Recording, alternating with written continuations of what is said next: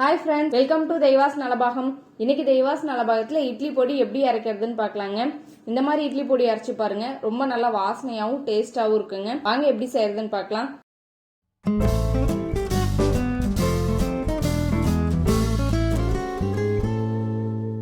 பொடி செய்யறதுக்கு ஒரு பேனை நல்லா ஹீட் பண்ணிட்டு அடுப்பை சிம்ல வச்சுக்கோங்க. இப்போ இல்லைன்னா அரை கப் அளவுக்கு வெள்ளை உளுந்து எடுத்திருக்கேன், தோல் நீக்கினது. உங்ககிட்ட தோலோட இருக்கிற கருப்பு உளுந்து இருந்துச்சுன்னா நீங்க அதை எடுத்துக்கலாம், அது இன்னுமே நல்ல ஹெல்தி.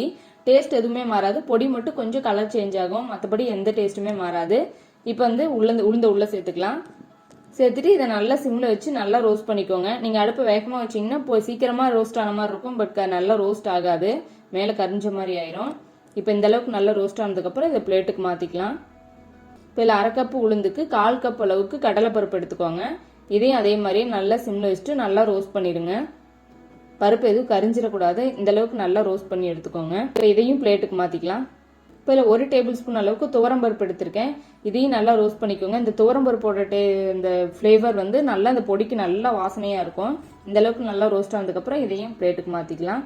இதில் 1 டேபிள் ஸ்பூன் அளவுக்கு வெள்ளை எள்ளு எடுத்திருக்கேன். எள்ளு அதிகமாக சேர்த்துக்காதீங்க, அப்போ ஒரு மாதிரி எண்ணெயாட்டம் ஆயிரும் பொடி. இப்போ இதையும் நல்லா ரோஸ்ட் பண்ணிக்கோங்க. எள்ளு அப்படியே நல்லா பொரிஞ்சு வரணும், அந்த அளவுக்கு நல்லா ரோஸ்ட் பண்ணிக்கோங்க. கரிஞ்சிடாத பார்த்துக்கோங்க. எள்ளு அப்படியே நல்லா வறுக்கும்போது படப்படப்பட நல்லா பொரியும், அந்த அளவுக்கு நல்லா இதை நான் இங்கே வறுத்து நல்லா பொரியுது பாருங்க, இந்த அளவுக்கு நல்லா ரோஸ்ட் பண்ணிக்கோங்க. இப்போ இதையும் மாற்றிக்கலாம். இதில் ஒரே 1 டீஸ்பூன் அளவுக்கு எண்ணெய் சேர்த்துட்டு இதில் நம்ம மிளகாய் சேர்த்து நல்லா ரோஸ்ட் பண்ணிக்கலாம். நான் ஒரு 6-7 மிளகாய் எடுத்திருக்கேன், நீங்கள் உங்கள் காரத்துக்கு தகுந்த மாதிரி சேர்த்துக்கோங்க. நான் கொஞ்சம் காஷ்மீரி மிளகாய் தான் எடுத்திருக்கேன், இது காரம் குறைவாக இருக்கும், பட் கலர் நல்லா இருக்கும்.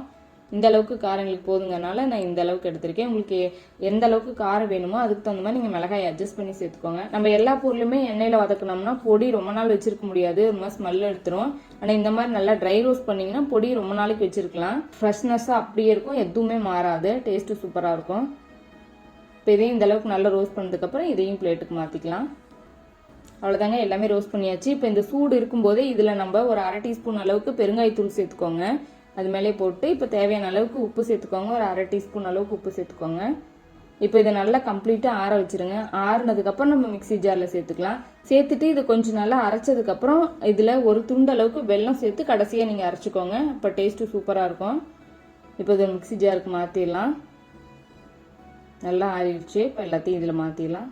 மாற்றிட்டு இதை நல்லா அரைச்சிக்கோங்க, உங்களுக்கு எந்த பதத்தில் வேணுமோ அந்த அளவுக்கு அரைச்சிக்கோங்க. இப்போ நல்லா அரைச்சாச்சு பாருங்கள், பொடி எந்த அளவுக்கு நல்லாயிருக்கு. இட்லி பொடி கூட நம்ம நல்லெண்ணெய் இல்லைன்னா தேங்காய் எண்ணெய் நெய் சேர்த்தோம்னாவே சூப்பராக இருக்கும். எங்களுக்கு எது தேவையோ அது மாதிரி சேர்த்து கலந்துக்கோங்க. நான் நல்லெண்ணெய் சேர்த்துக்கிறேன். அவ்வளோதாங்க, நம்ம சூப்பரான இட்லி பொடி ரெடி ஆயிடுச்சு. நீங்களும் ட்ரை பண்ணி பாருங்கள். உங்களுக்கு பிடிச்சிருந்துச்சுன்னா லைக் பண்ணுங்கள், ஷேர் பண்ணுங்கள். நம்ம தெய்வாஸ் நலபாகம் சேனலுக்கு சப்ஸ்கிரைப் பண்ணுங்கள்.